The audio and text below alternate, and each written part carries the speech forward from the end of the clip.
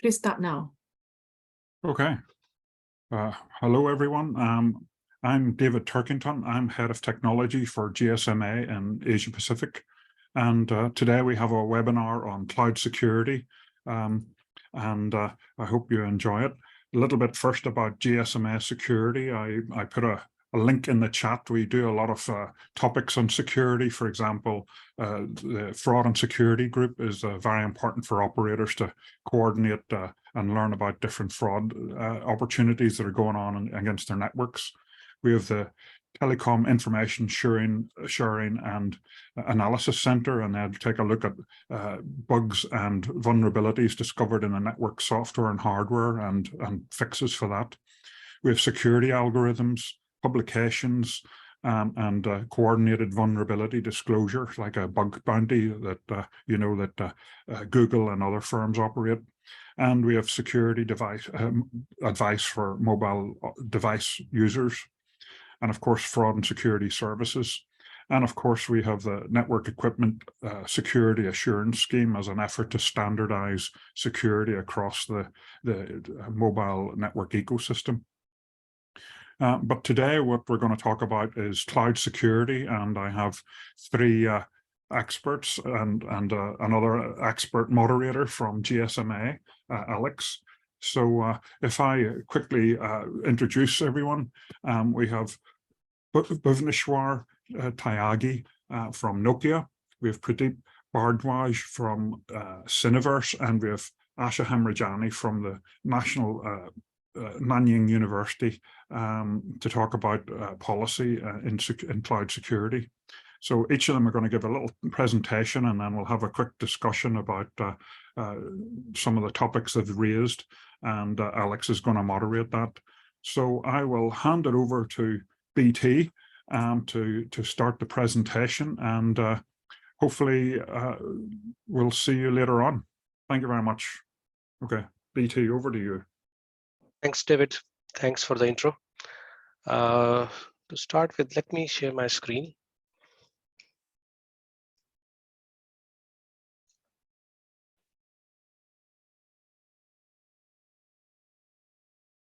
Yeah, I hope my screen is clear.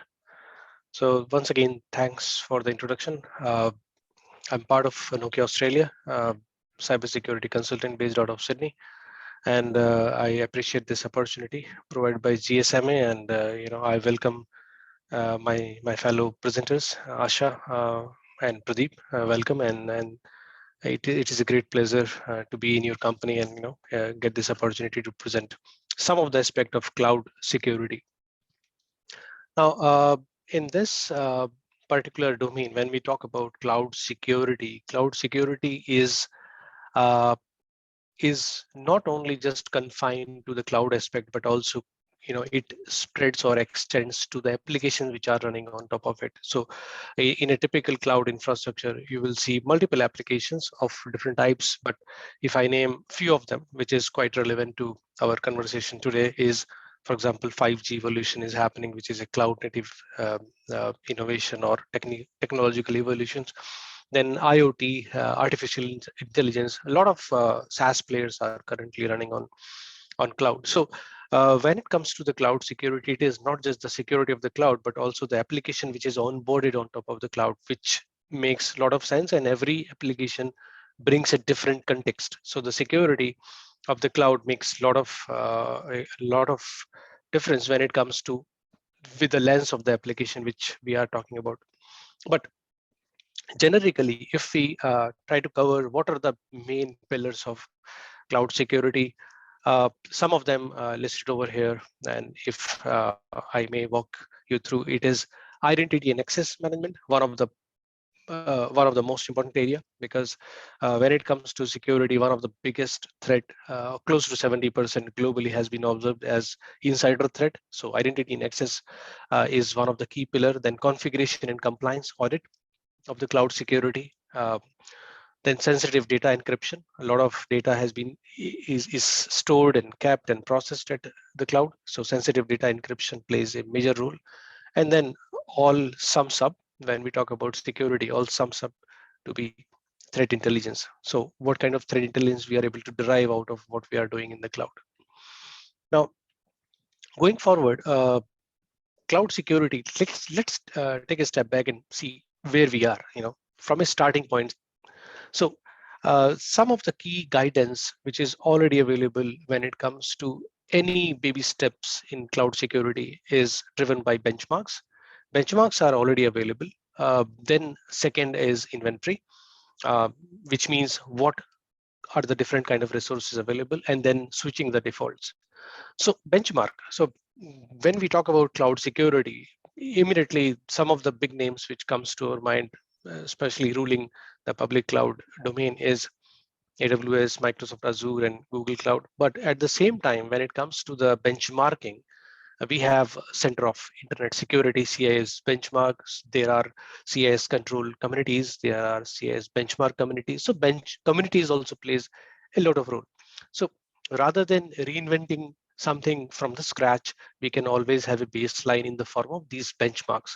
Then the next step should be creating the inventory of your computes or your resources or applications which are setting, and some of the applications which are already available. For example, AWS Config offers one such capability when it comes to AWS Azure Resource Manager, Cloud Asset Inventory.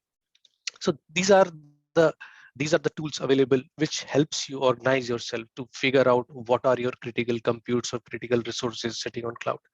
Then another very important area is switching the defaults. What does it mean? It means do not count on the default credentials. As soon as you launch your computes or applications, you have to switch your credentials. Do not stick to the root password. For example, communication channel settings is another example where we have to switch from the default settings to make it more secure. When it comes to the basics, some of the things which we have observed at Nokia is also that production and non-production instances or environments should be isolated. We have observed that some of the big breaches globally occurred because there was some sort of connection between production and non-production to find some synergy. But from a cybersecurity point of view, it is a big concern. Then secure the identity and access management, logging, auditing, monitoring, and alerting. These are basically one convergence of detection capabilities. Something goes wrong, you can detect, and then the hardening of the computes. So if I may cover them, in conjunction, then isolation plays a very important role. So isolation of the production and non-production. Zoning is another important area. It is a very important concept which has been in practice for quite some time. Defining the internet facing and non-internet facing assets and services separately. That's another important area when it comes to isolation. Moving forward to identity and access management, there is a lot of adaptation for zero trust network assurance. So zero trust means everything implicit. Deny, stop using the root user, configure the strong password policy, minimum 14 plus characters, enforce multi-factor authentication, least privilege principles, and instance rules. Every instance should have different rules. Different ACLs should be able to control them. Then another area which the cybersecurity trends has observed when it comes to the cloud security is there are a lot of inactive credentials which are there in place, never disabled, and sometimes the cyber criminals can take the advantage of those inactive credentials and try to you know uh, you know use the vulnerable systems in the deployed instance. So disabling of inactive credentials is another important area, although it doesn't look so important. Then comes the logging part. Logging, I'm summing it up to represent the logging, auditing, monitoring, and alerting part, but enable the cloud audit logs globally in the whole instance, protect the security event logs so that it's not the integrity of the logs is not lost. Then alerting for the suspicious events, very important. And then log streaming, which means do not let the log stay in the same instance where they are being generated. We can have, for example, the streaming or journaling towards a SIEM or source system. Then configuring the triggers based on the nature of the event. So every event has a different nature, different severity, and on the basis of that, there should be triggers configured. Then coming to the hardening part. Uh, there is a lot of VNF and CNF deployment when it comes to the public cloud or cloud in general, even if it is hybrid or private cloud for the critical infrastructure provider. But VNF and CNF should be put behind the perimeter security. Hard-coded credentials should be removed, and we should disable the unused services. Then when it comes to the benchmark, which we have picked up in the beginning of this conversation, there are operating system specific benchmark available, and they should not be generic. We should have the specific benchmark to be used. Then vulnerability and remediation, another important topic, which gives you the concept of continuous hardening. So hardening is a living activity. If there are procedures, those are living documents which are evolving over the period of time. They are not static in nature. Now, well, like we talk about security, we talk about hardening, but eventually everything boils down to be outcome based. So what outcome hardening or cloud security is providing back to the industry or back to the critical infrastructure provider? So in the first layer, 100% visibility of their resources or the security threats, reduced detection time, which is also known in cybersecurity world as dwell time, and dwell time as of 2022 was close to 56 days, which means if a detection and a remediation happens, it takes 56 days. That should reduce.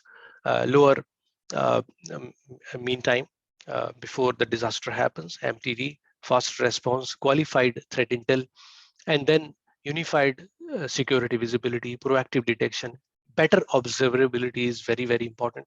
And then every analytics when it comes to the security should be more contextual, so that it brings actionable recommendation. And this is where AI comes to your help.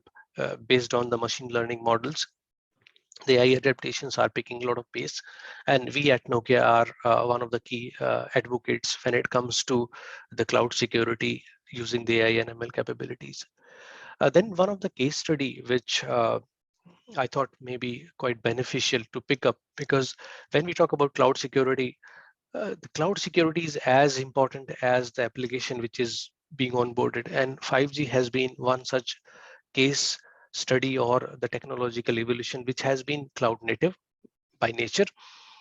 Now, when it comes to 5G, each aspect of 5G transformation has to be taken in the right secured way. So if I start from the beginning, looking at this particular slide, 5G NSA preparation. So first of all, like standalone 5G deployments. Before the 5G standalone deployment, there were 5G non-standalone deployments, which means there was only 5G radio, but there was no 5G core, and still the 4G core was there. As we moved into the preparation of 5G NSA, the focus was, as you can see in this slide, is radio transport security. I'll pick up the pen to indicate that. So initially the focus was on this area, which is only the radio part, radio transport security solutions, radio insider threat, virtual EPC security, then cloud infrastructure security. That was the main focus. But as soon as the industry starts moving towards the 5G standalone core, then we have seen the security of the SDL, which is subscriber data layer. Also the core insider threat security has been taking more emphasis. So from an end-to-end security architecture standpoint, we started moving to be more specific to 5G security transformation concept, radio risk, SRI, and then manage security operations for 5G. And eventually we are moving from a 5G SA core towards a full-fledged 5G SA core, where it is the network is not only just 5G radio in nature, it is 5G core also in nature, and then comes this big bang 5G SA core security, which of course 5G is considered as a natural, more secured successor of 4G with better quality of service, but it opens up a lot of threat surface. So there has been a stretch in the threat surface. There has been a lot of capability which are 5G native, for example, network exposure function, so that a lot of enterprises can get benefited. And by definition, 5G was not just a telecommunication evolution, it was more industrial evolution where different enterprises can take benefit of 5G. And this is where the threat surface, the exposure was given. But as soon as the exposure was given in the form of, for example, network exposure function, naturally the threat surface increases, which means it is more prone to the threats, it is more prone to the attacks. And that is how you can see there is evolution happening towards 5G compliances. Then even going further, slicing is a big concept. And again, even a single slice has been subject to the security. And eventually it all boiled down to 5G security assurance. So the full closed loop automation when it comes to security has been in place. We at Nokia has also been one of the promoter for this concept. So just to summarize, the cloud security is not enough. The application which is sitting or being onboarded on top of it also requires some specific security considerations. And every application brings a different nature. It brings a different set of vulnerabilities. That's why application security and cloud security needs to go hand in hand. Now, before like moving in the same direction with one of the case study with 5G, starting with cloud security basics, moving to what is happening in the government regulations, because there is a lot of government regulations coming in. So I'm picking one of the example over here, referring to the Australian federal 5i intelligence, which has been rolled out in recent past, and this is covering the critical infrastructure players. So federal governments are playing a major role. Australia is leading from the front, and as you can see, the most important, there are 5i intelligence, and the first I is secure planning and design. And you can see when it comes to secure planning and design, apply the principle of least privileges, enforce multi-factor authentication, implement zero trust architecture, review and manage changes to the internal architectural risk, secure and manage the critical assets, improve the security of vulnerable devices, protect internet-facing services. So it is very much like, if you look at these guidelines, these guidelines are very much similar to the cloud security principles, which we are trying to cover in this domain. So the governments are very much in line. They are making recommendations to the industry, but at the same time, these recommendations are, it has been observed that these recommendations are subject to the interpretation. And I think the next step when it comes to the federal regulations, it is going to be not only the recommendation, but how those recommendations are going to be beneficial, which means not only making recommendation, but also offering the methodology to implement the recommendations, so that every critical infrastructure provider has a same lens to look at these recommendations. At this point of time, what is happening is people take these guidelines as recommendation, and recommendation is a recommendation. It is not enforced. You can pick some, choose some. You can have multi-factor authentication, for example, but ZTNA maybe you can implement after a couple of years. And then on top of that, software supply chain has been a big risk, which has been observed in the last 2-3 years. IoT device supply chain. So it is not just who is supplying the facade, but also the integral parts of each and every solution in the IT and critical infrastructure chain is very important. Managed services providers, cloud service providers are playing important role. SaaS is taking a lot of pace for all the good reasons, but at the same time, the industry would like to understand that how the SaaS is being secured, how we can trust SaaS services. So with that note, I would say this is kind of a summary of what we, how we look at cloud security, some of the basics, case study when it comes to one of the application, and then how the federal governments are looking at security in general. So with that, thank you very much, David, for this opportunity. Back to you. Thank you very much, BT. That was quite wide-ranging, I have to say, and reminded me of some of the things I need to look after in our cloud services. So over to Pradeep. I think he's got a different sort of slightly different focus on what's going on in cloud security. So over to you, Pradeep. Thank you, David, and greetings, everybody.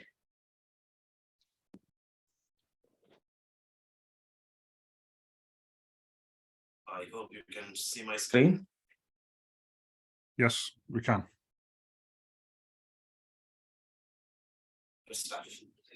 Yeah, thank you, Betty. That was very interesting to bring the perspective from cloud deployments, how you see some of those implications in the market. Let me share my perspective from 5G network standpoint, how we are seeing a different direction in particular around 5G standalone networks and how the standards landscape is shaping up. So let me start with this chart just to set the scene as to how 5G brings a different impetus. It brings a different approach. So obviously, with 5G, we are seeing new stakeholders participating in the ecosystem. So we have a lot more enterprises, we have a lot more communities, we have a different breed of service providers altogether who are very excited to play their role in the ecosystem. At the same time, we have a lot of new services. So at the bottom, you would see very new type of services that are being envisaged in 5G. So you're talking about some ultra reliable, low latency communication type of services, public safety, and so on. V2X is a highly emerging market in its own right. For the first time, we have been talking about IoT for a while, but for the first time, we are seeing the emergence of massive IoT and critical IoT and whatnot. And some other advanced applications, whether it is in the field of automotives or robotics or manufacturing. So to help with some of these things, obviously the standard bodies, mainly 3GPP, ably assisted by other bodies as well, other organizations as well, have done a wonderful job in such a short span of time.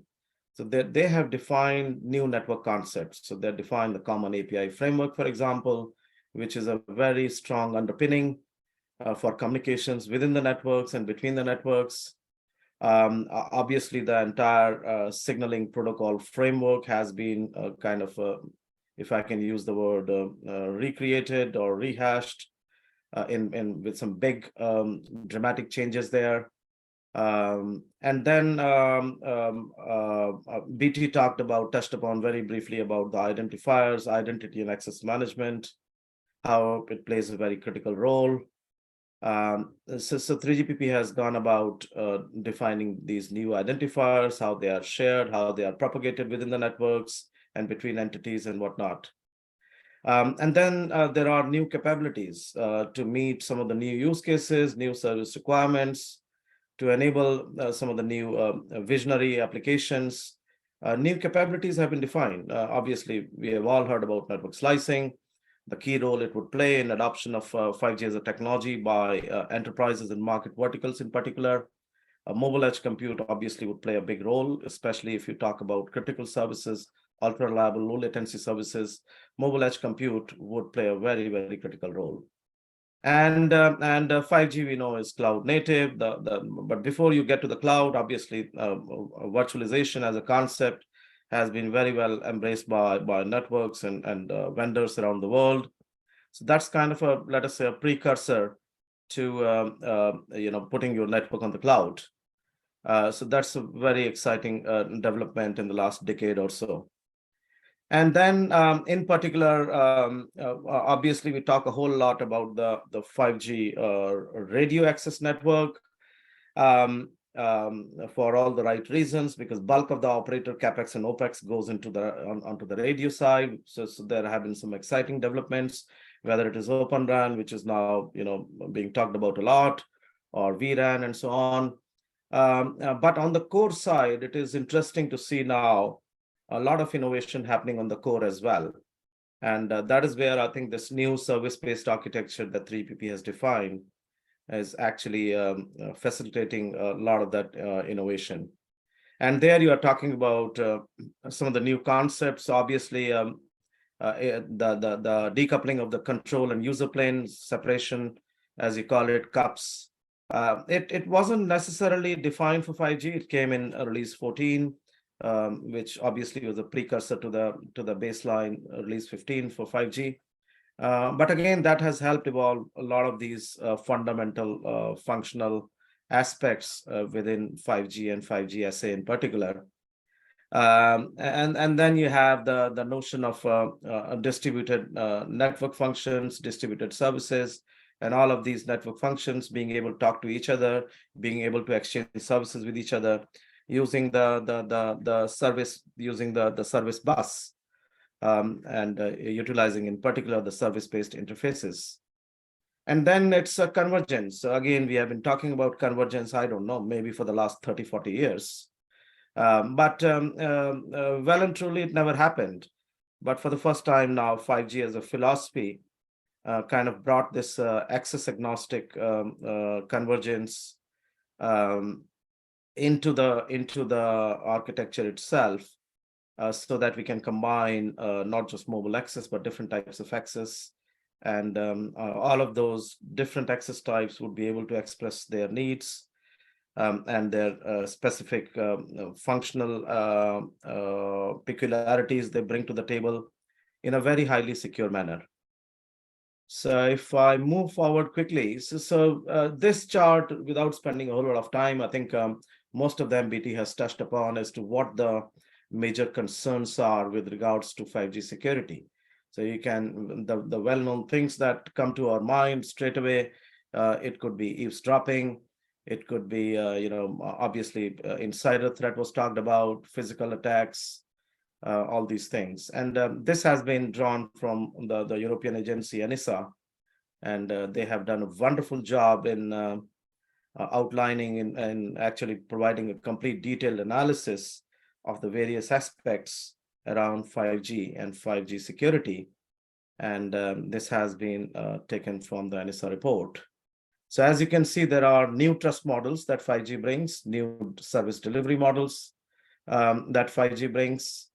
And obviously, there are significant privacy concerns. So 5G as a design philosophy, we'll talk about it in the next chart, kind of allays some of those concerns around privacy to a great extent.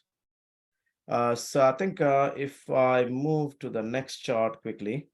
So 5G building blocks. So again, we have talked about some of these things: service-based architecture, the common API framework, moving from a highly rigid signaling protocol framework like SS7 and Diameter, which were more telco breed to a large extent, to a more IP breed of protocol, HTTP2. I think that was a wise move, and obviously it took a lot of time to converge and build consensus on HTTP2. But I think it's now, in hindsight, it was a very good decision. And you can see some other components there, whether it is the edge, whether it is the virtualization, network slicing, it's cloud native, obviously. But what I want to highlight here is the security also is a very essential basic building block of 5G, and rightly so. So we always use the word that 5G is secure by design, and it brings a new approach for security in the mobile ecosystem. So what essentially does it mean when we say it's secure by design? So obviously, at the very basic, there is this zero trust model. So don't trust anybody. Assume everybody can be compromised. Assume everybody in the chain can be a malicious actor, and use that assumption to basically test your security assurance. So that has been at the very core of it. Mutual authentication. So it's not a one-sided authentication. Both the sender and the receiver actually have to authenticate each other. It's an open network paradigm. Obviously, we talked about the move to HTTP2, to the more internet breed of protocol and technology framework, which obviously brought a lot of innovation, but at the same time, it also brings in a lot of security and threat challenges from the internet part of the world. So here, when you are assuming that it's an open network, it brings its own challenges. But having those challenges is good, because if it is a starting point to assume that it's an open network, you are able to secure it very well if fundamentally you have assumed it's an open network. So it's been a great start. And then they have mandated encryption to secure the entire traffic, whether it's the control plane or the user plane. And there are a lot of other techniques which we'll talk about briefly. So again, this chart kind of encapsulates the security philosophy in 5G. And so you can see there on the left side of the chart what the security objectives are. So basically, to prevent against privacy attacks, anti-spoofing, tracking of subscribers, and signaling and data, end-to-end protection through encryption, non-repudiation, things like that. But if you talk about, I think the more interesting part here is in the middle, where you can see the sheer depth and breadth of let us say security mechanisms that 5G has brought in and has to address. So it's very, very complex, because obviously 5G as a network has to deal with a lot of things. So whether it is to secure the user domain, how the UE communicates with the radio network in the first place, network access, the network itself, and then application security, interconnection security, roaming security. These are only some of the domains that actually have to be secured. And on top of it, there are obviously a lot of other aspects, which we'll talk about, I'm sure, later on in the discussion, whether aspects around security of the SBA itself, the architecture itself, security of network slicing, security of the virtualized infrastructure, security of cloud, all those aspects are also part of this domain security discussion. And then in terms of specific techniques for protecting some of these things, so you have the notion of integrity protection, confidentiality protection, authenticity, and so on, replay protection. So those are kind of some of the protection philosophies. In terms of techniques that are used, so obviously we know the well-known TLS, the transport layer security, which IETF worked very closely with 3GPP to define enhanced TLS mechanisms, which can be deployed in a mobile kind of environment for 3GPP. And 3GPP happily adopted most of them. There was some fine-tuning that happened later on in collaboration with IETF. Firewalls, the continued use of VPNs and NDS IP techniques. So that kind of gives you some idea. I think we are doing all right on time. Just to wrap up very quickly, in terms of some of the very specific security advancements. So obviously, to deal with the privacy concerns, that entire all those concepts and procedures have been significantly uplifted. So we conceal the identifier. The identifier itself is now not that straightforward. So we have the SUPI, which can take different forms. And then you don't actually communicate with the SUPI. You have the SUCHI.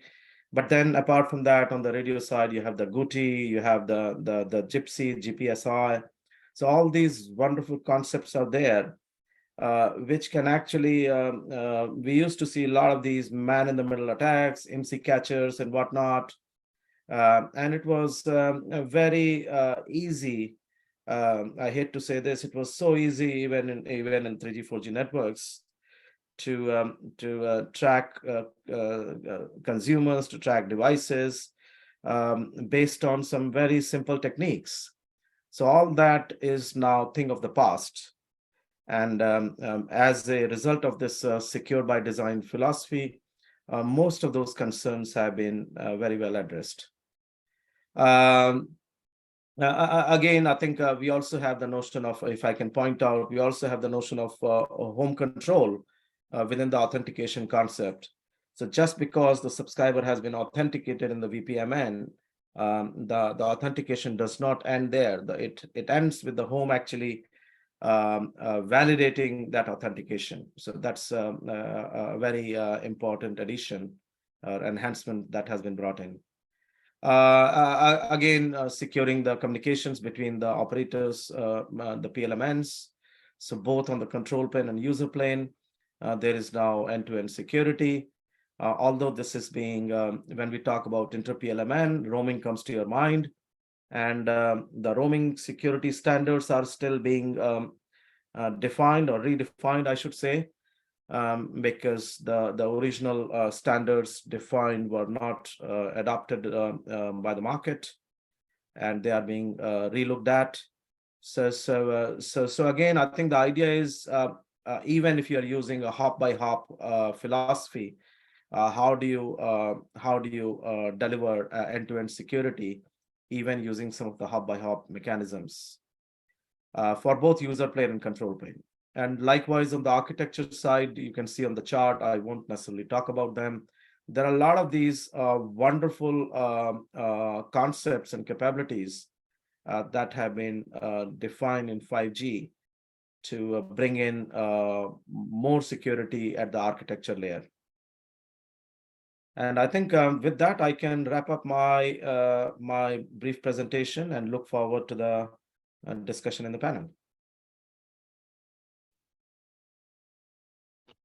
Hi, thanks very much, Pradeep. Well, I'll hand over to Asha now for her take on the regulatory type activities going on and what's concerning everyone there. So over to you, Asha. Sure. Thanks, David. Can you hear me? Yes. Okay, wonderful. So first of all, I'd like to thank GSMA and in particular David for inviting me to speak today at this webinar. As David introduced me, my name is Asha Mirjani, and I work at the Center of Excellence for National Security at and David massacred the name of the university, so I'm going to say it really slowly now and so that we get that right. So it's the Rajaratnam School of International Studies at Nanyang Technological University, not the National University of Singapore. And over there, I work on cybersecurity related policy issues. But my background is not in policy, but rather in mobile communications. I've spent more than 20 years in mobile communications, both with the network operators as well as with vendors. So I'd like to first, start off by setting the scene on cloud adoption. The world, and I don't just mean developed countries, is increasingly migrating to cloud computing, and this is, due to the very many benefits that cloud computing offers that we all know about: scalability, flexibility, cost effectiveness, and the thing, apart from telecommunications that the two of my co-panelists have talked about. There are other technologies such as robotics and AV, autonomous vehicles, medical research, 5G, of course, 6G, of course, and then AI. All of these technologies that I mentioned, these emerging technologies, they're all very much dependent on the cloud. And that makes cloud technology very strategic. And it's strategic also from the perspective of politics as well. This is happening across the spectrum of society, across enterprises, small to medium enterprises, large conglomerates, nonprofits. I work with a lot of nonprofits who use the cloud heavily, and most importantly, across governments. Government cloud computing has jumped by leaps and bounds, and the pandemic really was a big driver. So for example, in our region, in our part of the world, over 65% of government workload in Indonesia has been migrated to the cloud. In Singapore, where I'm based, it's over 70%. In Australia, in Thailand, it's, by some estimates, over 80%. And that's very important to know because government applications on cloud are particularly vulnerable and particularly critical. And I'll cover a little bit more about that later on in my remarks. Cloud computing, as BT pointed out, comes with vulnerabilities and threats that we really must confront head on. And as BT pointed out in his slides, there's a vast array of cloud security policies, different organizations, not only the hyperscalers like AWS, GCP, and Amazon, and Microsoft Azure, not only those big players, but a lot of industry organizations have put across these policies, cloud security policies, and these have been adopted by public and private enterprises to some degree. These policies, of course, depend on the type of policies you adopt, depend very much on the personally identifiable information, the data that you carry, or the criticality of the services that the enterprise provides. So critical infrastructure providers, service providers, for example, banking institutions, financial institutions, they really have to comply with some of the world's strictest cloud security compliance requirements around. Cloud security policies, they provide the foundation for organizations to build a very robust security posture. At least that's the objective, for them to build a robust security posture and to protect their data and their systems from unauthorized accesses and breaches. But what do these cloud security policies, what components do they cover? And I think that was covered earlier on by one of my co-panelists. I won't go into that in too much detail, just briefly highlight, for example, how the data is classified, how access to this data is managed, how the data is encrypted, and I'll speak a bit more about that later, how keys are managed, how is the system assessed regularly for vulnerabilities. If there is a breach, if there is an incident, what is the incident response plan? Who does what? How are incidents logged? How to restore operations back to normal? And this last part I just mentioned, you might think it's common sense. You might think it's it is part of the bulk of the cloud security policies, but it's really, I would say, the area that's not given the highest weightage. So some policies actually very specifically and very have a lot of focus on how quickly you recover or how quickly you restore back to normal. And this is what we call cyber resilience. And cyber resilience is not the same as cybersecurity.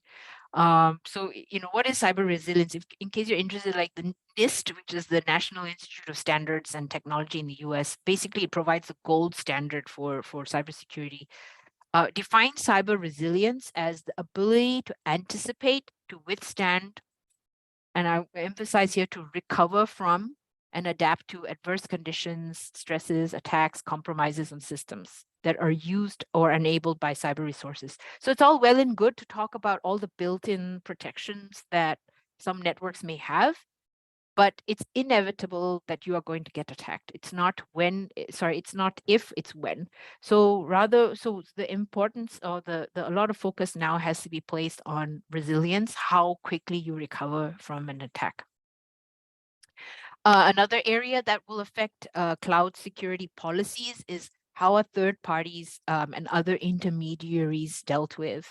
And I think BT showed a slide, where he talked about the Australian, in the Five Eyes intelligence, where he had some boxes referring to the third parties that could be possible vulnerabilities. And these are your partners, your supply chain partners. And there's an increasing number of supply chain attacks, cyber attacks due to supply chain partners, because we as a society, we as a country, society really, and organizations that run our society, they're increasingly more and more dependent on third parties to help them achieve their goals.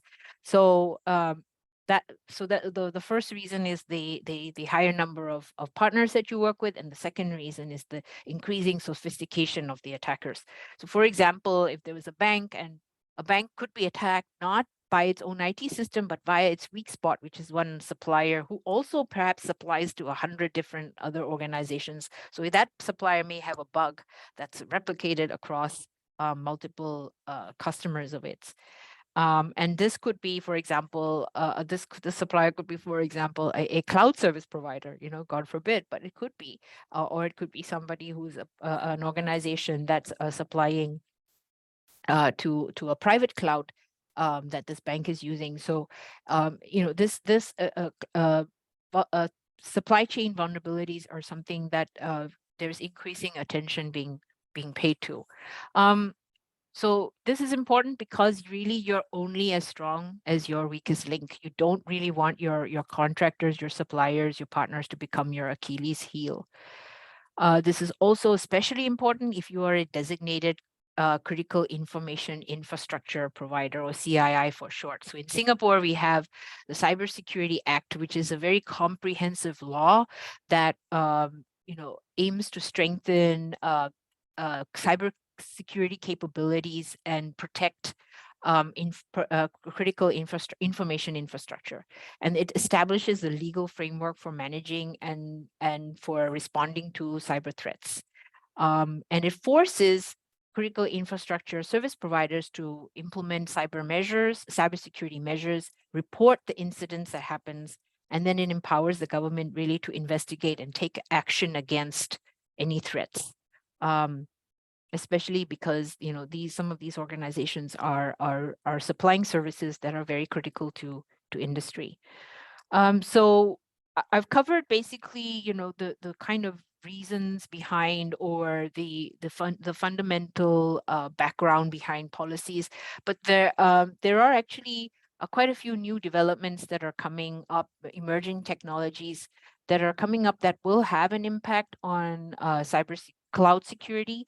And I'd like to mention two. There's actually quite a few, but I'd like to focus today on two that I think we need to pay attention to. One is artificial intelligence, AI, and the second is quantum computing.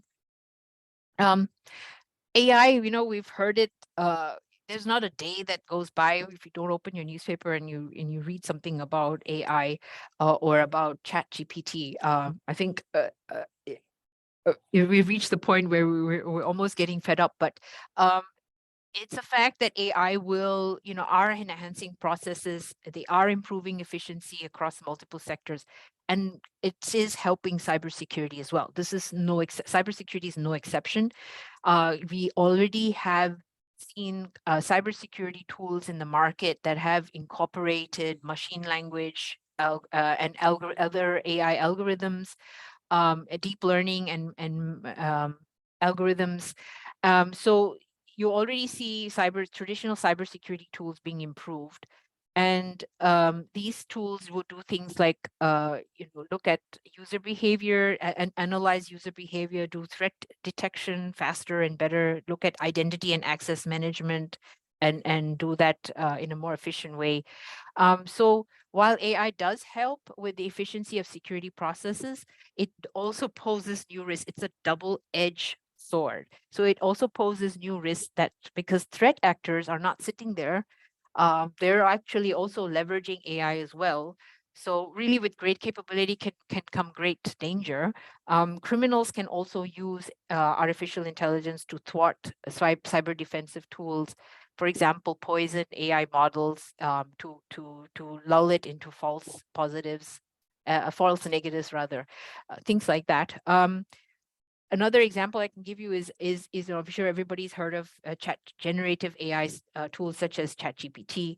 So attackers can, and I mean very low level attackers, really not the sophisticated ones. They can already use ChatGPT for malicious purposes. They can say, let's get it to create malware or phishing emails. And these phishing emails can be very tailored and pretty convincing. And even though ChatGPT has cleaned up its act in the last few months. So for example, if you were to type into ChatGPT now, please write me a phishing email, ChatGPT would refuse. But if you know how to write the correct prompts, if you know how to craft your prompts, and if you're using the correct generative AI tool, you can get it to give you some pretty interesting ideas on how to create phishing tools or create malware, polymorphic malware that changes every time you run it, to help you launch attacks. And I won't say anything more about that here, but just to suffice it to say, it's it is something to watch out for. Another evolving technology I had mentioned that's expected really to change the face of cloud security is quantum computing, especially in encryption. So cloud encryption management, that's been discussed earlier today. It's a huge topic in and of itself. But basically, cloud encryption means you encode the data before you send it to the cloud, and you make it unreadable and you protect it from malicious actors. So today, PKI, or public key infrastructure, that's the most common way of encryption on cloud platforms. So even if data is stolen, cyber criminals really can't read the content of the encrypted files, say if they intercept the data between your server and the public cloud server you're using. So they really can't intercept it, and they can't read it, pardon me, they can't read the content because they don't have the proper encryption or decryption key. But quantum computing is going to change all that. Quantum computing, simply put, is very superior computational power. So it's really going to be able to break public key encryption when it is available without needing access to the decryption key. In other words, a threat actor, a malicious threat actor, it could be a country, it could be a criminal gang who has access to quantum computing capabilities. They could access any communications and data encrypted using PKI and decrypt it. And it's very easy to imagine the damage that could be done if sensitive information from, say, government agencies or from critical infrastructure agencies was accessed. So to prepare for the coming post-quantum cryptography era, organizations really can take some steps. Before that day arrives, when encryptions are cracked, enterprises that are forward-thinking can think about, for example, implementing cybersecurity solutions that protect against both normal or traditional classical attacks, as well as quantum-based computing attacks, to make sure that their transition to the quantum era is as smooth as possible. And one such technology is quantum key distribution, QKD. Another step is for organizations to keep abreast of the latest developments in quantum cybersecurity approaches. For example, via trade organizations such as the GSMA. It's also very important not to rely on your vendors too much, but also to build that awareness in-house as well. Specifically looking at advances in post-quantum cybersecurity standards, as well as new solutions. So IBM, for example, is these days is talking about lattice-based approaches quite a lot. This is a whole huge new area of expertise. It definitely deserves its own separate webinar. So really, the idea is to look at where quantum safe technologies can be adopted in your organization, where and when possible. Looking at the current encryption algorithms that your vendors are telling you they have or they're using. Are they symmetric? Are they asymmetric? What kind of hashing algorithms are they using? How can they be made stronger? One initiative I think is worth mentioning here is the Singapore National Quantum Safe Network Plus. The main goal of this initiative, which is government pushed, is to deploy commercial quantum safe technologies for trials with government agencies as well as private enterprises. And the idea is to conduct evaluation of security systems and to develop guidelines and policies to help organizations to adopt such technologies. So I'd like to now conclude by speaking just a little bit more about policies. Policies of any kind really need to have a balance. There has to be a nice balance between security and enabling innovation. We really don't want policies to stand in the way of stopping the development of cloud services. because cloud services, as we all know, are becoming vital for, are already vital to economic growth and technological advancement. But policies are really needed to combat cyber threats effectively. So the question is, how do we get these policies to help us help organizations adapt to these threats that are evolving almost on a daily basis? And really, the answer is that policies themselves have to adapt as the technologies adapt. And secondly, and I know this is really hard, practically impossible, but I think there has to be an attempt made for the policies to be one step ahead of the game. Good cloud security policies can adopt adaptive approaches to risk mitigation by focusing on a few areas. Number one being risk-based, really knowing what your own organization's risks and vulnerabilities are. If you are a mobile phone operator, if you are a mobile telecommunications operator, what are your key assets? What are your critical assets? What are the threats that they could be facing? Knowing your own risks and your vulnerabilities is very critical. Number two, being flexible, being adaptable, and constantly, be open to being reviewed, to make sure that your processes and your steps that you put in place is really still effective. Number three, highly encourage and maybe even require automation.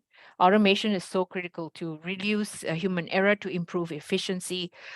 So automation in terms of vulnerability assessment, automation in terms of patch management, automation in terms of incident response, all of that, can be improved.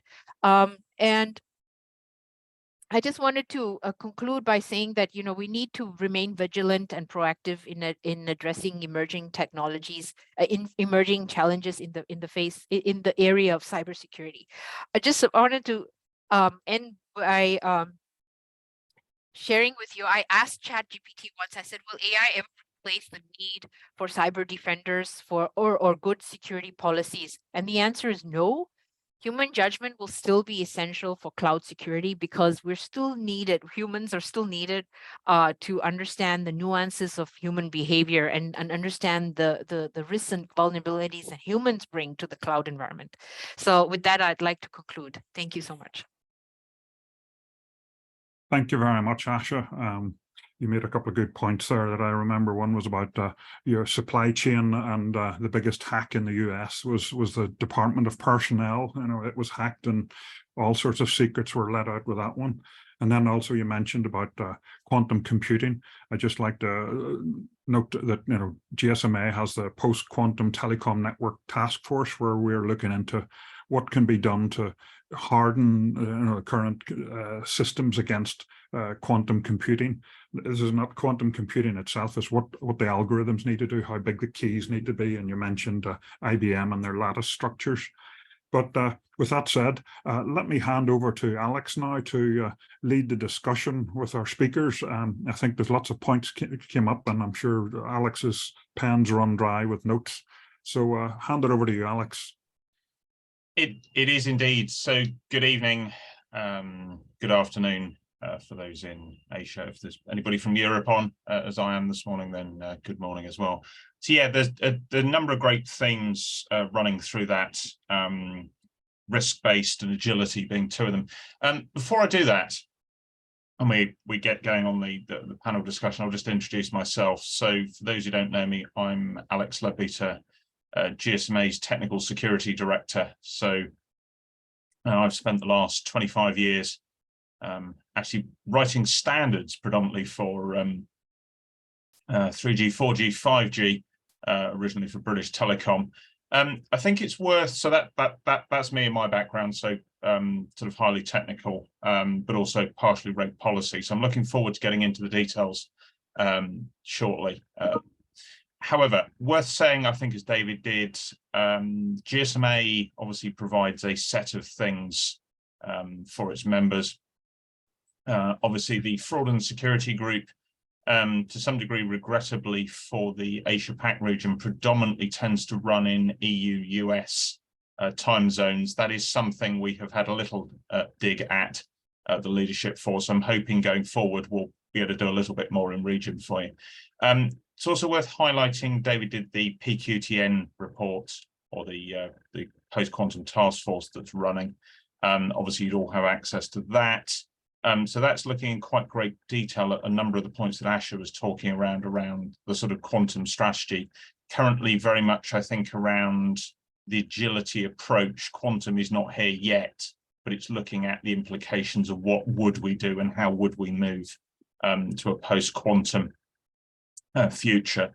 There is also the security landscape report. If David can manage to find it, put it in the chat. If not, I will do afterwards, which we published. That was launched at MWC Barcelona this year. So that is fully available to members. The other thing we've also pushed out in the last couple of weeks, touching on the policy piece, is a position piece on certification. So for those on the webinar, I would encourage you to download and read this if you've not already been spammed by some of my LinkedIn posts promoting that. It's very much a piece looking at how do we join up regions, how do we take a global approach to policy, a global approach to regulation and certification, which, if we are to maintain a sort of 6G future, all-inclusive, not regional silos, then I'd encourage you to read that. However, that's not what we're here to discuss. What we're really here to discuss is the great points that were made in the earlier presentations by Pradeep, BT, and Asha. So I have got some preset ones. I'm also keeping an eye on the chat. So if you do want to stick some in there, we can do that as well. I mean, I think the point I'm going to start with is a sort of general agility piece. So there's been a big shift. I'm going to sort of combine some themes here in terms of 5G, largely due to its underlying virtualization and cloud. Now that causes policy and regulators to struggle to keep up in some cases. So what I'm going to start with, and I'm going to start with Pradeep from your presentation. To what extent do we think there has actually been a big shift? Because there is a little bit of a debate around, okay, we've swapped one protocol for another, there's a bit of cloud, but actually a lot of the risks and challenges previously exist. It's just people didn't talk about them quite so much. So I'm going to start with that, and then as I go around, I also then want to explore how we keep the policies in track with that, given the agility. So with that, Pradeep, I will start with that. Is 5G really the big shift in cybersecurity risk and the ability to manage it that it's sometimes portrayed to be? I mean, certainly, yeah, let me start by saying certainly there has been a very, very big paradigm shift, at least. Just because the technology is so vastly different from other technologies in terms of its scope, in terms of its target audience, its adoption by all these plethora of market verticals. So I think the, let us say, the impetus behind 5G as a technology has been very different. It has been very vast, and therefore there was obviously this need for the ecosystem to address some of these concerns. If you have more stakeholders, we talked about new stakeholders. So if you have if the attack threat surface increases significantly, if the technology is being used across the board in every part of the society, then obviously the risks are multifold. The entire society would come to a standstill if should something wrong happen. So fast forward a few years, if you are talking about autonomous vehicles, if you are talking about drones, the potential, and Asha and I think BT touched upon that as well. Very briefly, they mentioned the politics as part of it. So the geopolitical, the stakes are very high. So the geopolitical considerations also play a very, very important role. So it's a very complex technology. The target audience is very different. The threat landscape is dramatically different, and therefore it was imperative that things are done differently. So there has been a big shift We have obviously touched upon all these wonderful capabilities and technologies and concepts that actually bring a lot of 5G security assurance. What remains to be seen now is we believe it should be able to contain, not fully mitigate, contain the risk, the security risk posed. But it remains to be seen as we get more and more 5G standalone networks deployed commercially, how it actually fares on the ground, how it shapes up on the ground. Because again, the threat landscape will not be static, they would evolve as well. And we are always playing catch up. So here is a situation where we have not just reacted, we have anticipated that in this new landscape, these are the kind of situations we could run ourselves into. And so this is more of a proactive thing for the first time. So I think we'll see how it unfolds in the coming years. But I think for most part, I think we are in a good place. I think to me, it appears that the complexity is the biggest risk. We have still not learned very well to collaborate. If we have these hundreds of industries participating in the mobile ecosystem, still I'm a bit disappointed with the collaboration and discussions around these different industry bodies and engagement with the mobile community as to how the regulation would deal with all these challenges, how the very contrasting needs of these ecosystems would be addressed by the underlying technology framework. So I think that is where I think there is a gap in my view. But I think to answer your question very briefly, there has been a very fundamental and dramatic shift. And perhaps bringing in BT at this point, I mean, what's your take, the shift and how the paradigm's different? You see, the thing is, the traditional technologies has been struggling, as you previously mentioned. They were kind of confined to address a specific consumer segment, and specifically from 3G to 4G to 5G, the focus is not just the consumer, the focus is mostly the industry. So this industrial evolution is the primary driver behind the evolution, no more consumer, because consumer was still happy with the 4G quality of service which was being offered. But how, for example, like if I may take an example, network exposure function. So the traditional view of telecommunication network, and Alex, you are one of the witness how you have seen this whole thing evolving. If we look at telecommunication network, how we consume the telecommunication network, signaling. First thing which comes is signaling, SS7, diameter, radius, whatever. 5G is the first technology which says, hey, you don't need signaling only to consume me. So it is saying you can come from the top also, not just from the southbound, you can come from the northbound. And that is massive. So by doing that, it has opened itself to the industry, to the IT, to the API game. The whole API game has been evolved. So now if you look at the CSP, they are not just depending on the SS7 or diameter traffic. You can, they can charge you on the basis of the API. There is a lot of API charging which is happening.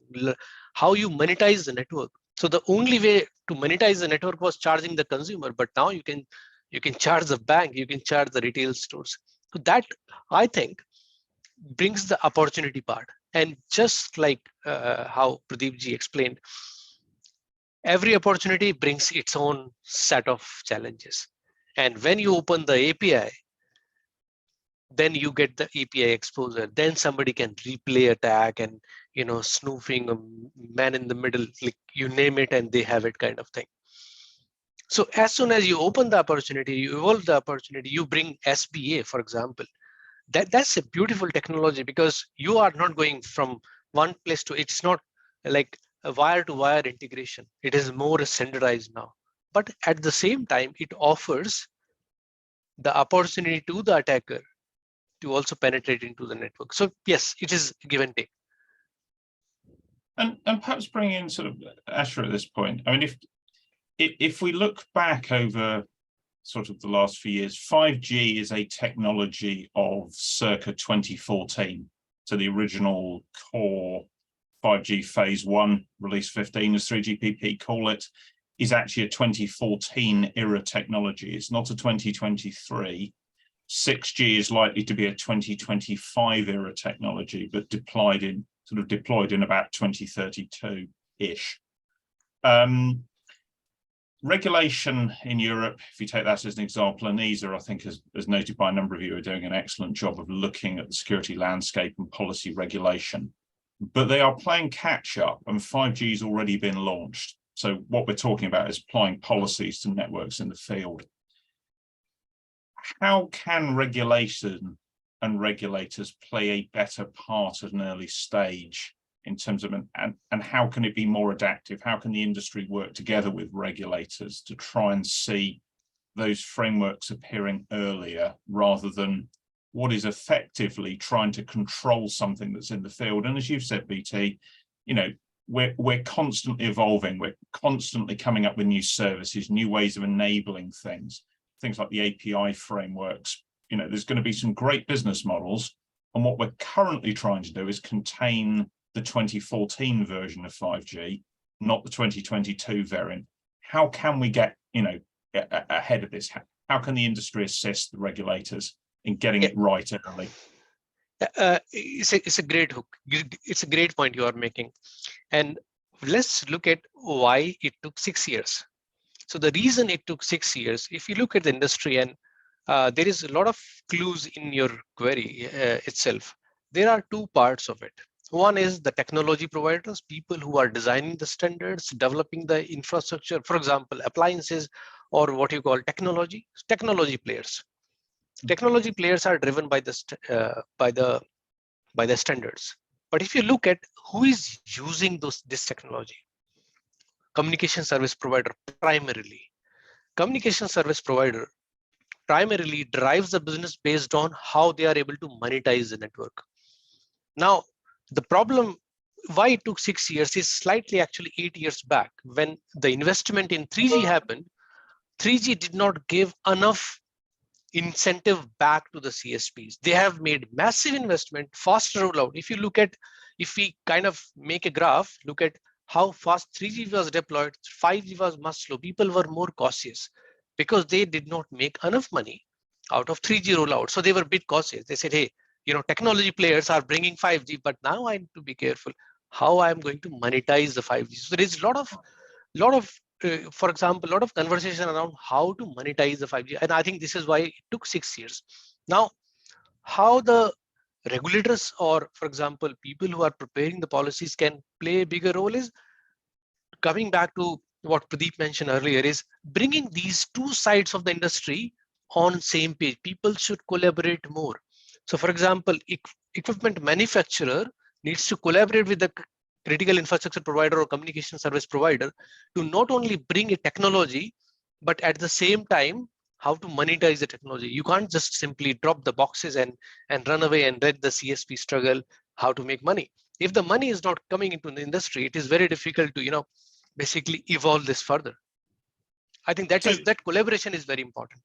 Yeah. So Asher, bringing you in, how can we get more agile? I mean, you've repeatedly said the word agile. I think that's great. I like the word risk-based when regulators talk about that, not sort of wanting absolute legal certainty, which drives us mad. How can we, you know, get ahead of that and work together so we can help the regulators and also ensure this is a global, not a regional approach, which is also the other tendency when people look at regulation, is to go local. I think can you hear me? Yes. I think the answer is risk-based, as you mentioned. I think there is no. I think the premise of your question is, I don't want to say wrong, but I would say there is no. We should not even be thinking about how to prevent 6-year gaps. It's never going to happen. In any industry, you're always going to be behind. It's not just telecommunications, any industry, even in artificial intelligence, we will see things out in the field for many, many years before we realize, oops, we didn't think of that back door. We didn't think of that loophole, because we don't have magic ball. We don't have what's that? A ball that we can look into to foresee the future. None of us do. What we do need to do is build in a mechanism in our policies to allow for us to always be in the loop and always be updating, improving. So for example, if some technology that was done, sorry, the 5G technology version that was finalized in 2014 is currently being used now, is there a mechanism in place for constant and continuous improvement? That is the philosophy I think we will have to adopt in conjunction with all the different players, not just vendors, not just industry associations like the GSMA, but also government, because government have a especially the departments, the different departments in the governments that are responsible for supervising or monitoring critical infrastructure organizations. Every country is different. I mean, we even have some countries in the world that still do not have critical infrastructure legislation. Hong Kong, for instance, doesn't have it at all. Australia has it, Singapore has it, the European Union has varying degrees. I mean, there is a common EU Act, but the United Kingdom is not necessarily following the EU legislation for critical infrastructure. So that's another area to look into, to see what are the gaps in your critical infrastructure legislation, to see where your gaps are in terms of finding out problems in the field 6 years down the line. And if there was a requirement but placed on you as a telecommunications operator to ensure that the services that you provide your end users, your consumers, the people who use mobile phones are not affected, or their data is not being stolen or leaked, then you will be motivated to make sure that you have the latest software, you do not, you have deployed cyber hygiene measures and so on and so forth. So to short answer of it, there is no magic solution. There is no way on earth we are going to be able to predict everything that happens. What we need to be is agile, for at the risk of saying that word again, and be on our toes and be prepared to continuously improve. Yeah, and that's why I like asking these sorts of questions in the panels as to how do you solve this, because you can't, but it's always interesting to explore well, okay, so what can you do in order to minimize the impact? And as you say, it is very much about agility and trying to plan a little bit for the future, as you said, with the AI, especially how exactly will that affect us? So, I mean, sort of continuing the theme. And again, I want to start with you. I think, Asha, we've seen a trend towards regionalisation. Now, interestingly, as you say, and the UK is a good example, telecoms until very recently with the TSRs in the UK was never actually critical national infrastructure. So water, rail, power, all of that stuff was, but all of the telecoms that actually underpinned it, that you need to make it work in 2023, wasn't, which was always rather bizarre. And the UK is not the only country with that rather peculiar view of telecoms. That the core building blocks not critical. It's just things that use it are. Obviously, Europe's looking at the Cybersecurity Act and the Cyber Resilience Act coming. The US is doing things. China's doing things. India's doing things. BT's talked about the Australian initiatives, which are sort of loosely based on some of the stuff that Europe and others have done. As the industry, though, how can we ensure sort of mutual recognition? Because regional variation is great, but as I have to keep reminding the Europeans, they are 9.6% of the global market, and therefore actually are an irrelevance. India, the US, and China are largely all that matters in terms of significant market power, because that's where the big consumer blocks are, as with the industries that underpin them. So for all of the rest of us, and that's actually most of the world other than those three, a global approach is key to this. How can we perhaps think about mutual recognition between the regions and ensure that even if there is a degree of, regional flavouring or favouring of vendors and other things, which people seem to want to do rightly or wrongly, how can we sort of minimise the impacts of this and get a global approach to these problems? Because although there's some variation in the regulations, actually it's still pretty much the same problem set. The attackers are still after the same thing. We've got roughly the same assets at the end of the day, and we are trying to, develop the same sort of end strategies to protect the consumers and the enterprises. Well, you will never have, what's that word I'm looking for? Uniformity across the different regulatory regimes across the world. That'll never happen. What can happen is closing of the gaps as much as possible. And that's being done, I think, by various organizations. GSMA is one, of course. There are UN organizations, United Nations organizations that look at norms and look at capacity building in Southeast Asia, for example, in African countries. Large tech conglomerates such as Microsoft also have a huge number of their own type of, and this is just an example, Microsoft, I just use as an example. Lots of tech organizations also invest in capacity building and awareness building exercises across the developing world. The UK government has a initiative. I forgot what they're called. They also they invest in building. They invest. I forgot the organization's name, but they actually invest in training and capacity building for the young, as well as for government officials, to raise awareness about infrastructure, legislation for infrastructure such as telecommunications. So, and then there's also in ASEAN, for example, the telecommunications ministers of all 10 ASEAN nations, they meet regularly to share notes. So these sorts of things are happening, but I think it needs to improve and it needs to increase, so that there is a smaller gaps or between in knowledge of what needs to be protected and how do we protect these assets. So if you're referring to bringing everybody on the same playing field in terms of legislation, if that's what I understood your question to be. Oh, you're referring to something else? Yeah, I mean, in an ideal world, you're absolutely right. That would be nice to have, but is impractical.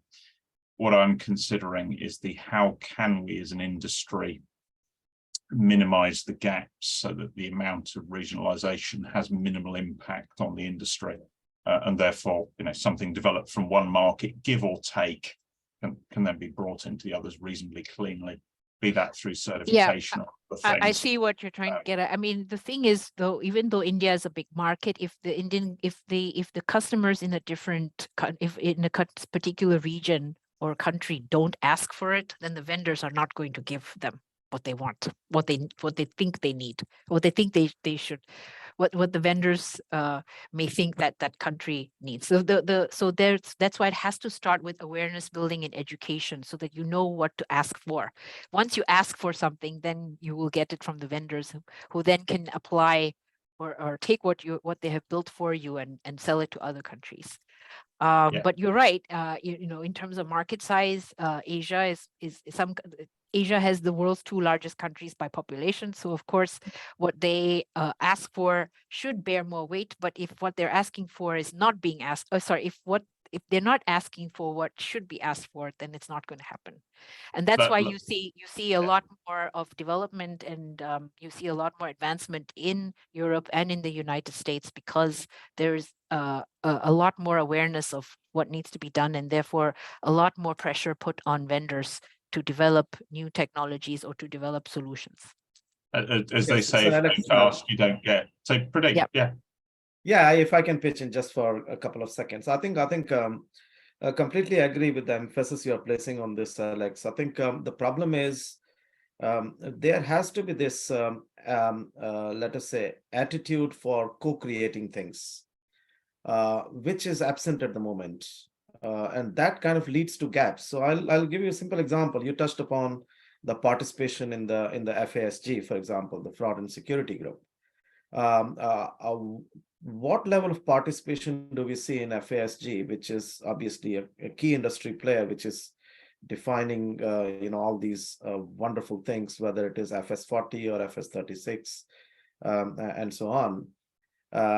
What level of participation do we see from Asia, from India, from China? So I think we are not placing enough emphasis on co-creating things, co-creating these safeguards, co-creating recommendations, best practices, even mandatory specifications for regions to adopt. Because once we co-create, it would then have a buy-in from everybody, and then it would also lead to adoption of those standards and those best practices and recommendations by everybody, because they have themselves created it, they have been part of it, so they are more likely to adopt it. So gaps would be minimized, and I think that is the approach we should take. Yeah, I mean, it's certainly from a GSMA perspective, China is obviously very involved, because Huawei and ZTE especially drive an awful lot of input, but that is less true of others. Australia, interestingly, is fairly well involved through Telstra, so they at silly times in the morning, well done to their security team, do frequently take part. But it is an increasing challenge. So actually, in that sense, Asia-Pac is actually quite well represented. Less so, interestingly, for Africa and LATAM, especially, where the sort of input is much lower due to the lack of presence of one of those big sort of regional bloc population sort of areas that's got a very high sort of forward thinking sort of regulator and things. But again, to you, BT, I mean, from a manufacturer perspective, how can we do better in this space so that both the CSPs are able to launch same products and services across international boundaries and operate truly globally? And from your perspective as a manufacturer, how can we get better at ensuring that while we do have to do sort of regionalization, we're also able to sort of do it once, design it once, test it once, and it's globally secure?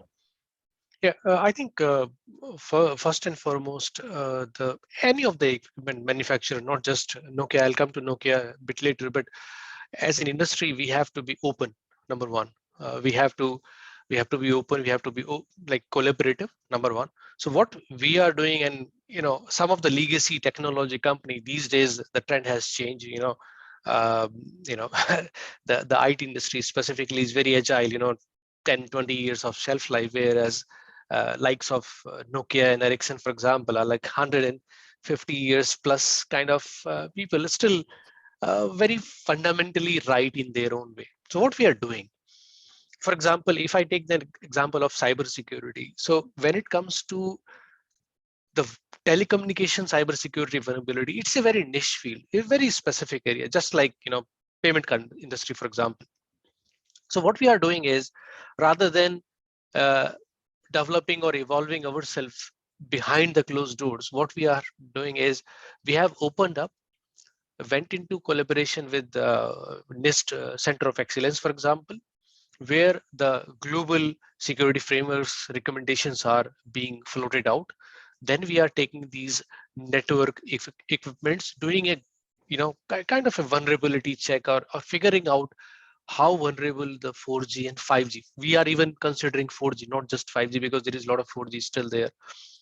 And then we see how vulnerable these equipments are or 10 networks are, and then we share the findings with the global audience.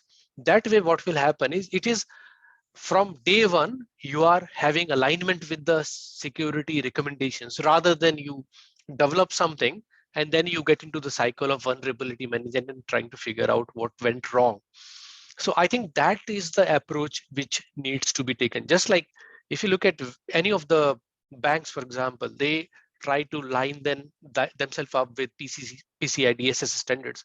Similarly, our industry also needs to take the standards by design, not as a reactive measure. Cool. Thanks, BT. So we've essentially reached nearly our time, give or take. So I'm going to ask each of the panelists for their sort of 30-second takeaways, if I may. And I'm going to start with Asha. 30 seconds. What's your message for the takeaway for today? Sure. Thank you, Alex. I think cloud computing the policies are becoming a focus for policymakers, because tech governance is becoming more and more important. And that's really been driven by the pandemic. It's also been driven by geopolitics. And then cybersecurity itself has also become a very, very political issue. Cloud security is also becoming important because of the rising number of vulnerabilities and threats. And I mentioned 2 different technologies that could have an impact on it. So I think this is a space worth watching and will continue to evolve. Thank you. Cool. Pradeep, I'll go across the top on my screen order. Yeah, I would say as an industry, we should take a long-term approach. We should take a very structured approach where we address the needs of all the stakeholders. We should provide coverage for all the components which we talked about, which 5G leverages, and address the risk across those components across the board. And we should co-create and collaborate. Cool. And finally, BT. Yeah, I think as industry, when it comes to specifically, the topic was cloud security, but if I may emphasize on cybersecurity, should be very contextual to a particular industry. We have to rely a lot on orchestration, which is closed loop automation, and then finally leverage on the power of AI and ML when it comes to the deeper investigation. I think we should emphasize on these areas, but remain contextual to a specific industry. That is very important, because the findings of one industry cannot be, one suit doesn't fit all kind of thing. So every industry needs to do their own hard miles and be contextual when it comes to cybersecurity. Great. Well, thank you very much to all 3 of you. Really enjoyed sharing the panel, and thank you to David for setting it up. And I guess back to David for any final closing thoughts. Thanks, Alex. Thank you, Alex, and everyone. Very interesting, and I hope our attendees find it interesting too. And I posted a couple of links as suggested by Alex to GSMA security. We have a lot of topics and a lot of resources, so feel free to explore those. And if you have any more questions, contact myself or Alex, and we will do our best to reach out to the speakers, and we'll get back to you all. So thank you very much for your time and attending, and thanks to the speakers for your time. And we see you soon again, I hope. So all the best. Thanks. Thanks, everyone. Thank you, David, and thank you, Alex, for this opportunity. And it was great, being on this panel along with Asha and Pradeep. Great talking to you guys. A quick plug for our M360 in September, so keep an eye out for that one. Thanks. Sure. Thank you.